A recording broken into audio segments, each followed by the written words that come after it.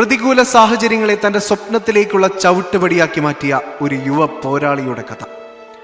മലയാളികൾക്കൊരിക്കലും മറക്കാനാകാത്ത ഫൈഹാൻ ഹാജ. Brilliant YouTube ചാനലിലൂടെ സംപ്രേഷണം ചെയ്ത അദ്ദേഹത്തിന്റെ ആ യഥാർത്ഥ ജീവിത കഥ 3 ലക്ഷത്തിലധികം കാഴ്ചക്കാർ ഹൃദയത്തിൽ ഏറ്റുവാങ്ങി. നാടിന്റെ നായകൻ, യുവത്വത്തിന്റെ മാതൃക, ഉയരങ്ങൾ കീഴടക്കുമെന്നിങ്ങനെ ആവേശകരമായ കമന്റുകളാൽ ആ വീഡിയോ നിറഞ്ഞു. കൊല്ലം സ്വദേശി ഫൈഹാൻ ഒരു ഒറ്റമുറി വീട്ടിലിരുന്ന് നീറ്റെന്ന സ്വപ്നത്തിലേക്ക് കണ്ണും നട്ട് പഠിച്ച ഈ ചെറുപ്പക്കാരന്റെ യാത്ര കേവലം സാഹസികതയായിരുന്നില്ല, അത് അതിജീവനമായിരുന്നു. കൊല്ലത്തുള്ള ബ്രില്യന്റിന്റെ സെന്ററിലേക്ക് ദിവസവും 4 കിലോമീറ്റർ ദൂരം താണ്ടിയെത്തിയ ആ യാത്ര ദുരിതങ്ങളുടേതായിരുന്നു. കാട്ടുമൃഗങ്ങൾ വരെ പിന്തുടർന്നോടിച്ച വഴികൾ, ബസ് യാത്രയ്ക്ക് പണമില്ലാത്ത അവസ്ഥ. എന്നിട്ടും അവൻ തളർന്നില്ല. ബ്രില്യന്റ് നടത്തുന്ന വീക്ക്ലി എക്സാമുകളിലെ സ്കോളർഷിപ്പിലൂടെ അവൻ യാത്രാ ചെലവുകൾ കണ്ടെത്തി. മനസ്സിൽ ഒരൊറ്റ ലക്ഷ്യം മാത്രം, ഡോക്ടറാവണം.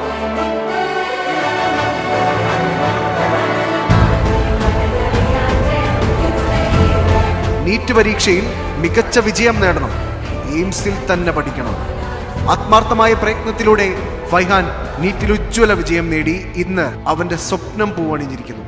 കഷ്ടപ്പാടുകളുടെ കാലത്തെല്ലാം അവൻ മനസ്സിൽ കണ്ട അതേ സ്ഥാപനത്തിൽ, എയിംസ് റായ്പൂരിൽ, അവൻ MBBS വിദ്യാർത്ഥിയായി എത്തിയിരിക്കുന്നു. പോരാട്ടത്തിന്റെ പരുക്കൻ വഴികൾ താണ്ടി സ്വപ്നതീരത്തെത്തിച്ചേർന്ന ഫൈഹാൻ അവന്റെ എയിംസിലെ ജീവിത വിശേഷങ്ങൾ നമ്മളോട് പങ്കുവെക്കുന്നത് കേൾക്കാം. എല്ലാവർക്കും നമസ്കാരം. എൻ്റെ പേര് ഫൈഹാൻ ഹാജ. ഞാൻ കൊല്ലത്തു നിന്ന് വരുന്നു. ഞാൻ ബ്രില്യന്റിന്റെ കൊല്ലം സെന്ററിലെ 2025 റിപ്പീറ്റേഴ്സ് ബാച്ചിലാണ് പഠിച്ചത്. ഞാനിപ്പോൾ എയിംസ് റായ്പൂരിൽ ഫസ്റ്റ് ഇയർ MBBS ചെയ്യുന്നു. അപ്പോൾ ബ്രില്യന്റിനെ പറ്റി പറയാനാണെങ്കിൽ, ഞാൻ കൊല്ലം സെന്ററിലെ ഡേ സ്കോളർ ആയിരുന്നു. എൻ്റെ റിപ്പീറ്റിംഗ് കാലയളവിലെ വലിയൊരു ആഗ്രഹമായിരുന്നു എയിംസ് പോലൊരു വലിയ ഇൻസ്റ്റിറ്റ്യൂട്ടിൽ പഠിക്കുക എന്നുള്ളത്. അത് ഇക്കഴിഞ്ഞ നീറ്റിലൂടെ എനിക്ക് സാധിച്ചെടുക്കാൻ കഴിഞ്ഞു. അതിനെന്നെ ഒരുപാട് സഹായിച്ചത് ബ്രില്യന്റിലെ എഫക്റ്റീവ് കോച്ചിങ്ങും മോട്ടിവേഷനും സപ്പോർട്ടും ഒക്കെ തന്നെയാണ്. കൊല്ലം സെന്ററിലെ എൻ്റെ ക്ലാസ് മെന്റർ ലിഡിയ മിസ് ആയിരുന്നു. ഞങ്ങളുടെ കോർഡിനേറ്റർ പ്രദീപ് സാറായിരുന്നു. ഞങ്ങളുടെ ഡയറക്ടർ സന്തോഷ് സാറായിരുന്നു. അപ്പോൾ ഇവരൊക്കെ വലിയ മോട്ടിവേഷനും സപ്പോർട്ടുമാണ് എനിക്ക് എൻ്റെ റിപ്പീറ്റിംഗ് കാലയളവിൽ തന്നത്. അതൊക്കെ കൊണ്ട് തന്നെ കുറച്ച് എക്സാമുകളിൽ ഒന്ന് ഡീമോട്ടിവേറ്റ് ആയി പോയാലും ഇവരുടെയൊക്കെ മോട്ടിവേഷൻ സ്പീച്ചിലൂടെയും ഇന്ററാക്ഷനിലൂടെയൊക്കെ തന്നെ തിരിച്ച് എനിക്ക് പഴയ ട്രാക്കിലേക്ക് കയറി വരാൻ സാധിച്ചിട്ടുണ്ട്.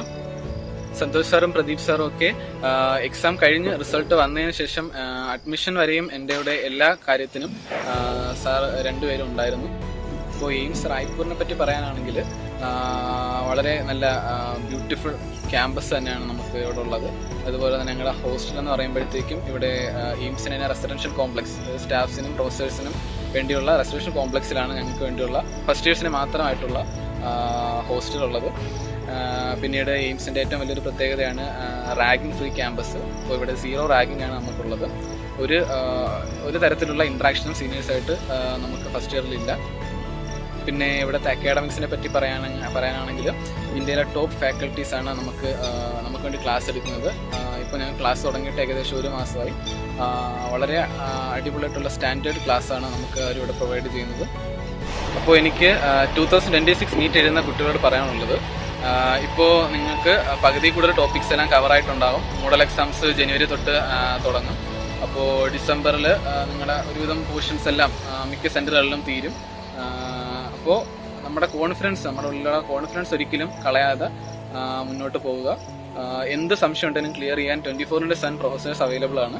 അപ്പോൾ ഡൗട്ട് ക്ലിയറൻസ് നല്ല രീതിയിൽ യൂട്ടിലൈസ് ചെയ്യുക. പിന്നെ ലൈബ്രറി നല്ല രീതിയിൽ യൂസ് ചെയ്യുക. എൻ്റെ റിപ്പീറ്റിംഗ് കാലങ്ങളിൽ ഏറ്റവും കൂടുതൽ എനിക്ക് യൂസ്ഫുൾ ആയത് നമ്മുടെ ലൈബ്രറീസാണ്. ലൈബ്രറീസിലെ റെഫറൻസ് പീരീഡ്സ്. അപ്പോൾ റെഫറൻസ് പീരീഡ് കൃത്യമായിട്ട് ഉപയോഗിച്ച് കഴിഞ്ഞാൽ നമുക്ക് ഒരുപാട് ക്വസ്റ്റ്യൻസ് സോൾവ് ചെയ്യാനുള്ളൊരു എബിലിറ്റി നമുക്ക് കിട്ടും. അതുപോലെ തന്നെ ഡൗട്ട് ക്ലിയറൻസിലൂടെ നമുക്ക് നല്ലൊരു എക്സാമിനെ നല്ല രീതിയിൽ സമീപിക്കാനുള്ളൊരു ക്വാളിറ്റി നമുക്ക് കിട്ടും. പിന്നെ കൃത്യമായിട്ട് നിങ്ങൾ എല്ലാ എക്സാമും അറ്റൻഡ് ചെയ്യുക. ഒരു വീക്കിലി എക്സാം മിസ്സാക്കാതിരിക്കുക. വീക്കിലി എക്സാംസിലെ മാർക്കുകളാണ് നമ്മളെ ഓരോ ആഴ്ചയും ഇമ്പ്രൂവ് ആക്കുന്നത്. പിന്നെ എന്തെങ്കിലും വീക്കിലി എക്സാമിന് മാർക്ക് കുറഞ്ഞു പോയാലും ഒട്ടും ടെൻഷൻ ആകാതെ തന്നെ ആ എക്സാം അഥവാ കുറച്ച് ഡീമോട്ടിവേറ്റ് ആയാലും നമ്മുടെ കോർഡിനേറ്റേഴ്സിനോടായാലും ഡയറക്ടേഴ്സിനോടായാലും നമ്മൾ സംസാരിക്കുക അതിനെപ്പറ്റി. അപ്പോൾ അവർ നല്ല രീതിയിൽ നമുക്ക് ഇനി എന്താണ് അടുത്ത ചെയ്യേണ്ടതുള്ളതെന്ന് കൃത്യമായിട്ട് തന്നെ പറഞ്ഞുതരും. പിന്നീട് NCERT ആണ് നമ്മുടെ നീറ്റിൻ്റെ ബൈബിൾ എന്ന് പറയുന്നത്. അപ്പോൾ NCERT മാക്സിമം സമയമെടുത്ത് നല്ല കൃത്യമായിട്ട് ലൈൻ ബൈ ലൈൻ വായിച്ച് പഠിക്കാൻ ശ്രമിക്കുക. NCERTയിൽ നിന്നുള്ള എക്സസൈസുകൾ വളരെ ഇമ്പോർട്ടൻ്റ് ആണ്. അപ്പോൾ എക്സസൈസ് എല്ലാം കൃത്യമായിട്ട് ചെയ്യുക.